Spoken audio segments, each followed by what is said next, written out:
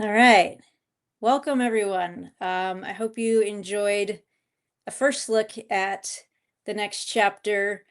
Excited to have it out in the world. This is a live Q&A that we're hosting right now, but if you come back later, this is kind of the fresh takes of having just watched the film and released it out into the world. I'm excited about the project. It's been in the works for a long time, which we'll hear about in a little bit here.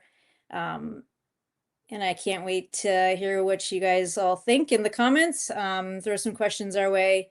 But first, I'm going to bring on Sarah Lorge Butler, journalist, longtime writer for Runner's World, who covered my career quite extensively. We go way back. There's plenty of stories out there written by her about my career, which is really fun to kind of full circle moment, do a little exit interview. She's since moved on from Runner's World. She's at Lookout Eugene Springfield and doing great work there. Welcome to the stage. We're going to test this out. Sarah Lorge Butler. What's up? Hey, how's it going? Thanks, Yeah. Des. Yeah. Yeah, congratulations on like a lovely little film. It's really Thank great. you.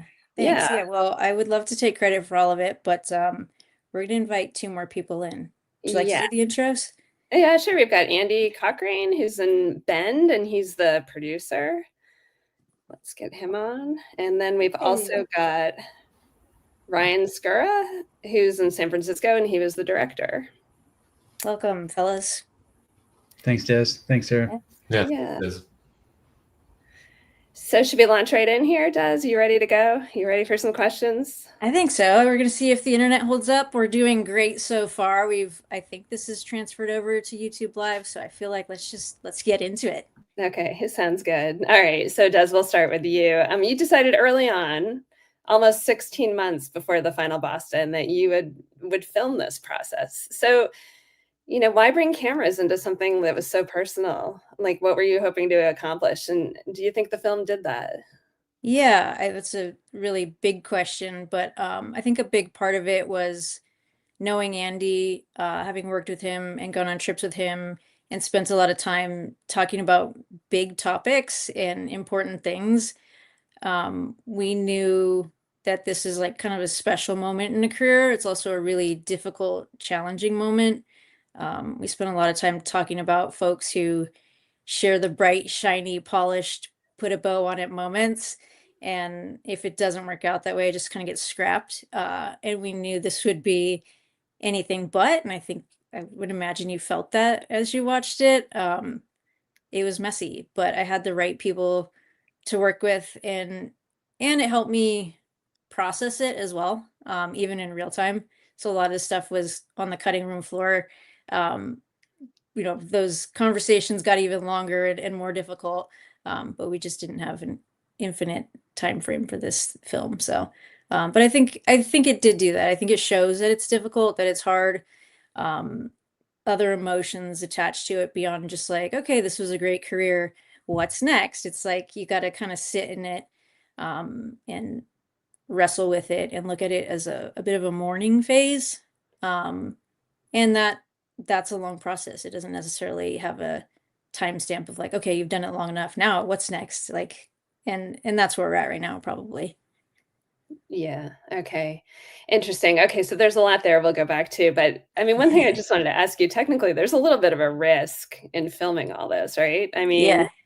you don't know how the race is going to go and you sort of forged ahead anyway. I mean, or did you feel just pretty confident that having like started 29 marathons and finishing 28 of them, that you're going to be at least okay in one form or another, on race day?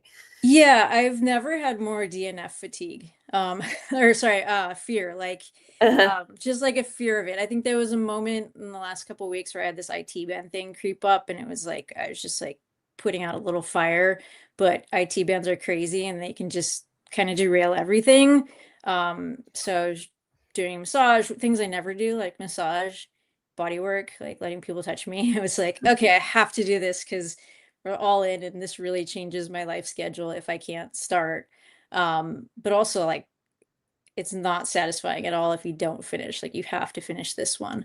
Um, so yeah, there was a lot of pressure on just getting to the finish line, which I've never had in my career, but I was like, I actually, this is really important for me to finish this one. So that was different than ever before, I suppose. Yeah, that's interesting. So, just while we're on the topic of IT band pain, you have a Yeah. little knee thing going on right now. Yeah. Yeah. Yeah, how's that feeling? Have you gotten Yeah. treatment for that? I haven't had treatment yet. I've just taken days off. Okay. I'm thinking about it. I'm thinking it might be time to do something, or maybe get imaging. I'm not sure which one we're at yet, but a lot of people were asking, sending in questions about Tunnel Hill. I Uh-huh. scrapped that, and I will say that like we were working on another project for Tunnel Hill, and yet again, we're kind of like, well, how do you tell the actual story? Because this happens all the time in careers, right? You do have those moments where you can't do the main goal. So what's the story? Do you just like hide away and go like, well, let's wait until we have something that's a pretty package? So we're working through that, but that's down the line. Okay, got it. But yeah, you did mention at the beginning, that the end of a career is messy. And you wanted the film to reflect that. So talk about what that means, like what's messy about it. Yeah, I just don't think there's a like a great blueprint for it. And you can talk to a lot of different people and they all handle it quite differently. And it's just really, really personal. But yeah, I mean, I think that was it. It was like, what's this going to feel like? What's it going to mean? How is it going to be received? Or will anyone care at all? And that's fine too, you know? So it's just a lot of emotions tied to it. And I think for me, it's just always been very strategic and plan and map things out and then like push your way through where this was just feels and stuff. Yeah, okay. And where are you now with all your feels? I mean, yeah. Yeah. I mean, I think I'm in a good spot. I think like the Boston weekend was very hard.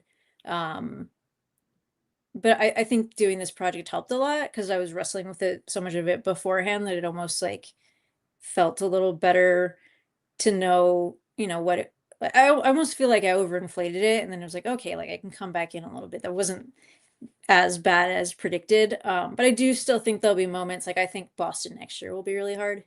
Those little things in New York where you're like, oh man, like that I would like, but um not nearly as much as I think that will be with Boston.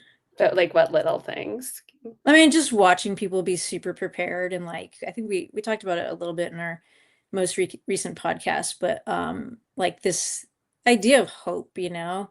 And I'm not saying that I don't have it in other things, but when you get super fit, you put in the work and you see the training log and you stand on the line and you're like, wow, like I could do something special. I have all the tools. I've put these things in place. Like you're hopeful that you can go do something magical or show what you've been working on and like your fitness to the world. Like you get that platform to do it. Um, and I don't know where that exists or if even if you find it, there's a very specific athlete angle to it where it's just like probably a cocktail of hormones and like different things going on in your body and peak fitness and like you're never going to capture it in that same way again and that's just it'll be missing Yeah. for the rest of my life, which is kind of sad. Huh. Okay. Let's just talk a little bit about the making of the film and, some of the technical aspects of that. For Andy, you work with a lot of athletes on a lot of film projects. Was Des a good subject for a short film? And if so, why or why not?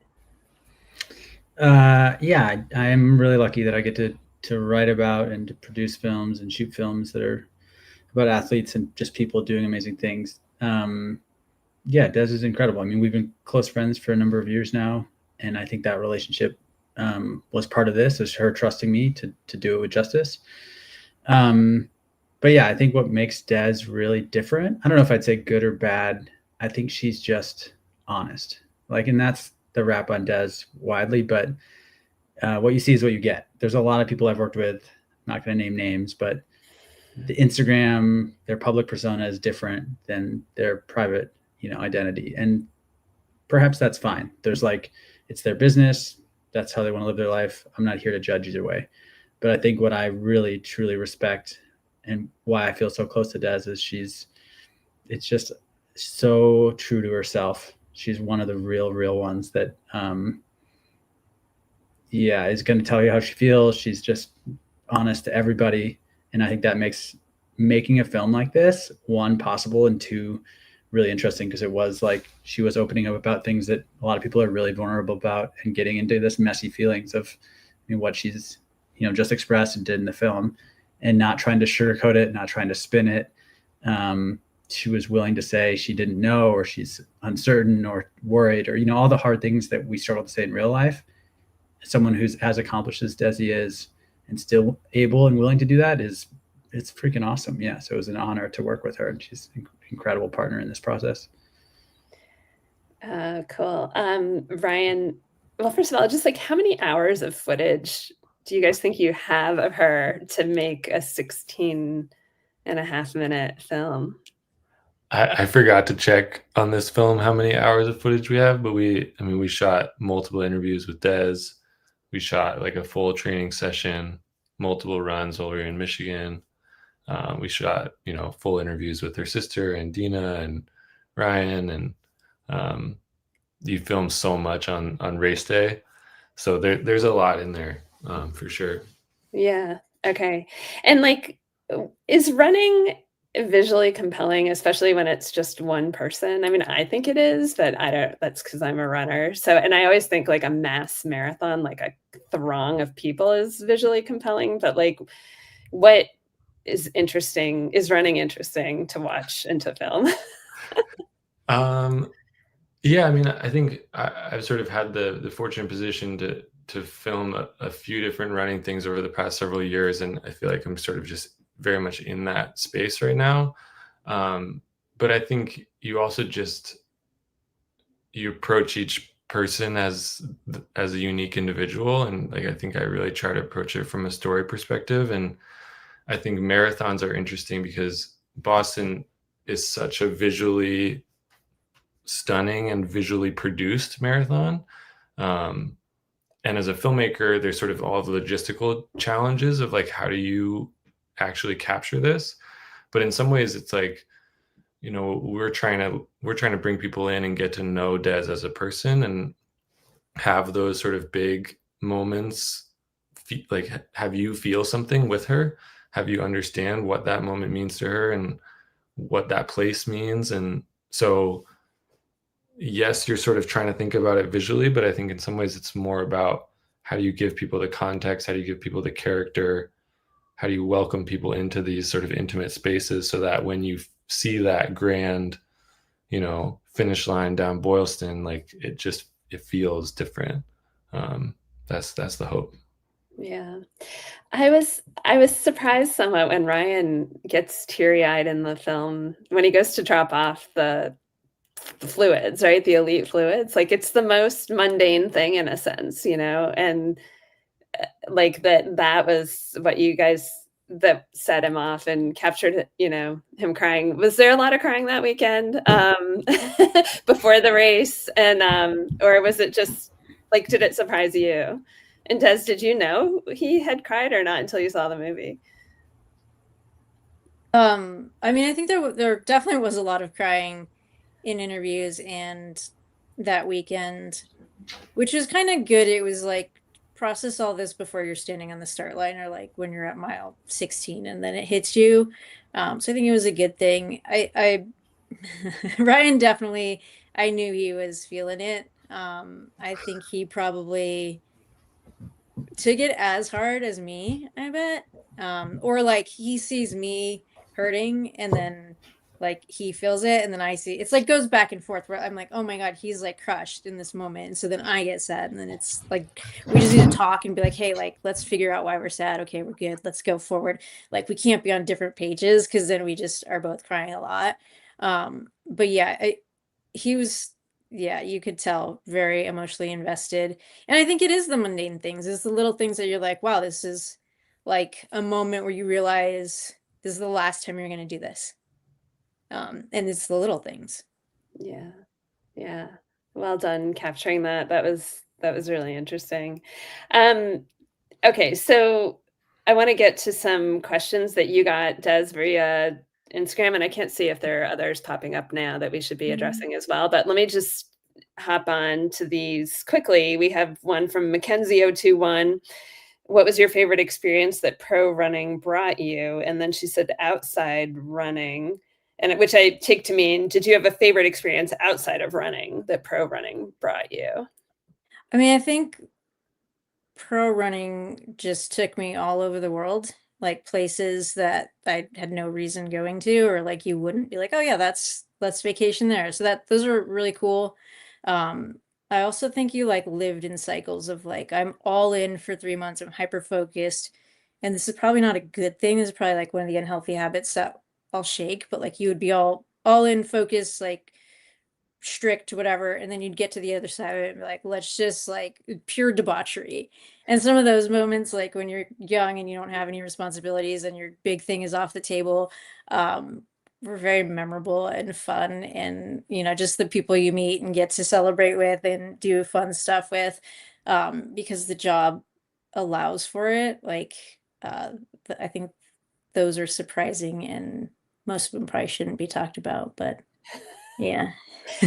So is making a film like that as well, Ryan? Like once you finish, is it like, I know, do you put it away for a few days and yeah, just go off on vacation and whatever? Or is it like you always have multiple projects and various stages of production going at once, so you can't ever like really shut off?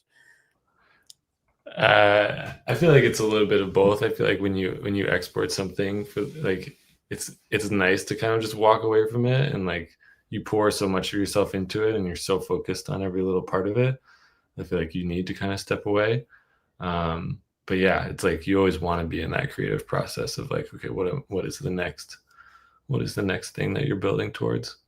Yeah. Okay. Here's another question, Des. What do you consider when deciding your next race? And that's still very much part of what you're doing. So, Yeah, no, I think that's it's a really interesting question because it evolves like throughout a career, and it kind of just like takes me back to the beginning. You go, what was the focus when you got started? And it's how to make it, like where can I make a name for myself? What's the right field where I can try and get a meaningful win, but it's realistic because it's not a world marathon major or, well, trials. So that was kind of part of it. And then as you get better and progress, then it's like, well, how do you get the big one, and how do you make Olympic teams, and how can you be prepared for those moments? So it's picking that and then working back. And that's usually like a 4-year cycle. So trials in 12 and then trials in 16, you work back 4 years, and then what fits in well there? What do we need to work on strategy wise? Is it tough courses? Is it racing head to head? Is it being good on a flat and fast course? Is it conditioned? Like, so there's all those things. Yeah, and so those are hyper focused, obviously, performance ways to pick. And now I'm in a phase where it's really quite fun, where I'm like, what do I want to see? How do I want to challenge myself? Where do I want to go? Who do I want to do this with? And honestly, what stories can we tell? That's part of it now too. yeah. Okay. What year did running start to feel slower due to age? That's from Landon Emerson. Yeah, that one I think that's interesting. And I'm gonna say that to every one of these questions because I picked them all. But it was funny because I thought about 2012, which was pretty early in my career, but after my femur broke, I think that was such a pivotal moment in how I treated my body and what I expected from it. So to a degree, I felt old in that I couldn't push the way I had prior to the knowledge of like, oh, this is what happens when you break a femur. So that was different. I think I was always different after that stress fracture. And then I think there was obviously, the time off with COVID, which was hard. It just seemed like the whole world shifted. Um, I don't think I've gotten to the point where I'm like, oh, recovery's gotten difficult, or, I can't do as much mileage. I think that you try to get in front of that and not have the injury to go like, oh, I have to shift and adjust. I also think whether it's a good or a bad thing, technology in the sport, super shoes, has really changed how I understand where I'm at in the sport.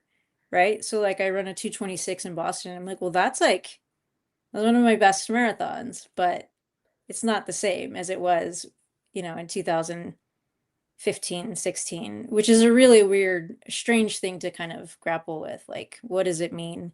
Is it me? Is it the product? Do we need to be working on better product? Is it, am I slowing down? So there was a lot of years in there that it was trying to figure out if it's me slowing down or if it's product development not being caught up, and or is it both of them at the same time? So it was really, that was actually a really confusing space. But yeah, I've slowed down a little bit. Like, I don't want to get on the track, I'll get hurt. But a lot of it's like preventative of, like, I know what happens next if I push this too hard. Did you ever come to an answer in terms of technology versus age and like which it was? No, I mean, I think it was a lot of both. You know, I Yeah. think they're happening at the same time, but it's like at what pace. And then you have your own products and other people have their products, and then it's how people respond to it. But yes, it was fascinating. And like, you see a Kira D'Amato or a Sarah Hall, and it's like, you're not done at 40, and you're like, but you might be. You know, like, there's people who just are really good or respond really well, or they have other factors. Um, yeah, so it's fascinating. Yeah. Okay. Um, Here's one from Jen Runs Triangles. Have you ever considered going into the agent side of the business? This is something you and I have talked about a lot and I find really interesting. So I'm Yeah, curious to yeah. your answer.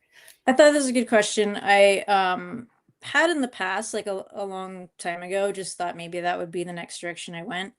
Um, I have a really hard time taking money from athletes in our space who probably aren't bringing in all that much, you know, like, first of all, you'd have to take on a ton of clients, and then can you really do a good job for those clients? And then those clients, up to a certain point, probably need all the money that they're making. So I would love, I think there's an advisor role, or like, you know, very specific, like mentor role or something for a very small number of athletes that would make sense. But I think, to be honest, I would probably look at a different industry, represent people, you know, in a different space. But I am doing this Harvard Business School class right now. It's entertainment, sports, media, business, in some order. And it's so much fun. It's just like going through these cases and those topics, and hashing out like decisions to make and all the players involved and how it works. And I love it. It's so much fun. So I think there's something there, but we'll see. Yeah. Cool. Andy, is there similarity between training for a marathon and plotting out a film project? Oh, well, I've never raced a marathon, so I run a lot, but usually on trails and longer, slower, plotter distances. But I'm sure, I mean, there's like, I think to a lot of things in life, my general philosophy is like, create a sandbox and do that very analytically and be very deliberate about your structure, but then allow some amount of chaos. And that's where, to me, the very best things happen. My balance of being a producer or an artist or whatever is doing that, is like getting all the right people in play and the right tools, and then kind of allowing serendipity to happen. I imagine a lot of runners that I know are a little more type A than I am, so a little more structured, but Desi's more on my end of that spectrum than a lot of people, where I think she's also, likes the adventure side of it. So perhaps, I don't know if it's an exact one-to-one corollary, but yeah, maybe there's some similarity. Ryan, when you have all the footage, all the interviews together, what is your process like to go through and build the thing? Yeah, I mean, on this one, like, you know, Andy, Des, and I talked a decent amount through the process of what we were hoping the story was going to be. So you kind of have an outline in mind when it's all together. And then it's sort of like re-listening to things, rewatching them, and seeing what emotions it brings up for you in this other format. Because like, you were there in person and it made you feel something, but now when you watch it on a screen, what does it do? And then you start, you know, putting those different pieces together and seeing, you know, if I play the Boston intro after this thing, like what emotions does that evoke? So it's just kind of a fun puzzle piece, and there's so much that you have to leave behind that you feel like is really good, but you're trying to like sort of get people as far as possible with as little as you can give them, so that they can sort of like draw those things for themselves and hopefully just like feel those moments and live them with Des. Got it. Okay. So maybe by way of wrapping up, is if we could just talk about what the next projects are. Like, Andy, what are you working on now? And Ryan, and then we'll end with you, Des. I am writing a story for Outside about the myths of high carb and the truths. Okay. So I'm going way down in the weeds of, I don't know. It's a lot of people throwing around big numbers these days. So I spoke to some scientists on that, and I'm working on it. Desi and I are thinking about the next little film. It was going to be Tunnel Hill, and now I'm pivoting. Doing a couple of smaller photo shoots that are like, going into ski season. Those are the things on my plate. Cool. Ryan. I just wrapped up a film about the Dipsy race in Marin here in California, and about 5 youth from around the area who sort of took on running that race last year, and a little bit about their stories and the sort of like running organizations that support them and help bring youth into the sport.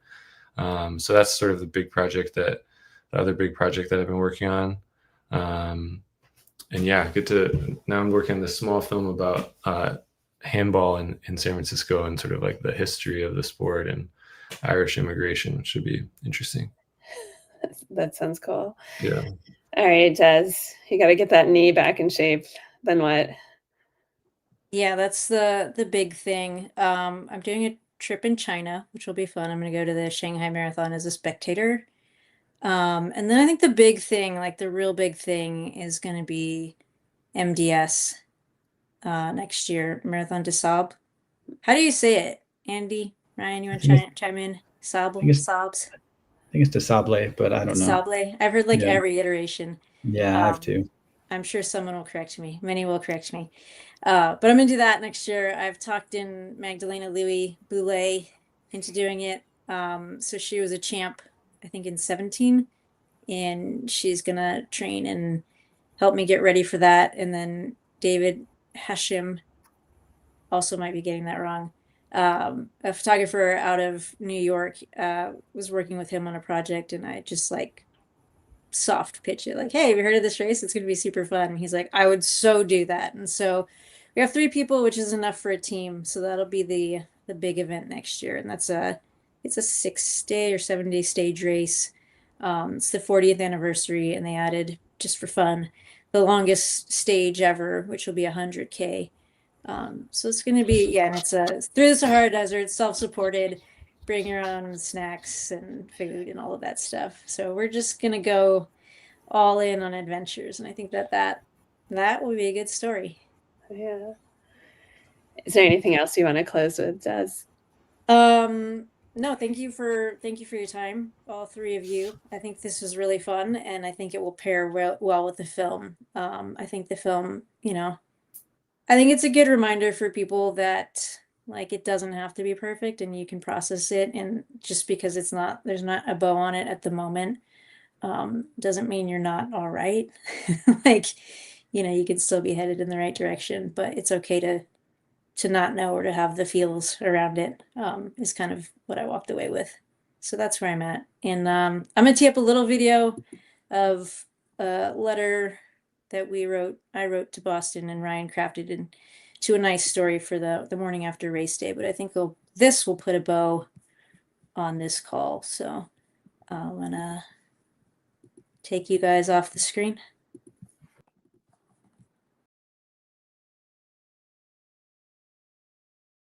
Dear Boston, I made my debut at 26.2 on your roads in 2007 and fell in love with the distance and the Boston Marathon. 4 years later, we were in it together as you lifted me up through the Newton Hills, carried me as I turned right in Hereford and left on Boylston. Look at this! And brought me within 2 heartbreaking seconds of victory. But you never gave up on me, inviting me to keep showing up. Hell, you embraced the fight because Boston knows grit. The victory in 2018 wasn't just mine, it was ours. People say you should go out on top, and that's what I'm doing. In because getting to race my final professional marathon in Boston is indeed going out on top. And there they go. I'm ready to leave it all out in the course one last time. See you on Boylston. Thanks for all the years and all the cheers.